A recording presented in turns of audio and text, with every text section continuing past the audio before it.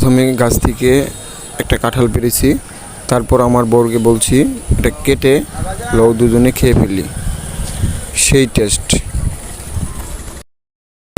নিজ গাছে থেকে পেরে কাঁঠাল খাওয়া যে কি আনন্দ, কি মজা, যে খায় সে বুঝে ভাই। এত মজা, এত আনন্দ, নিজের গাছের কাঁঠাল পেরে খেলাম, ওয়াও টেস্ট সেরকম।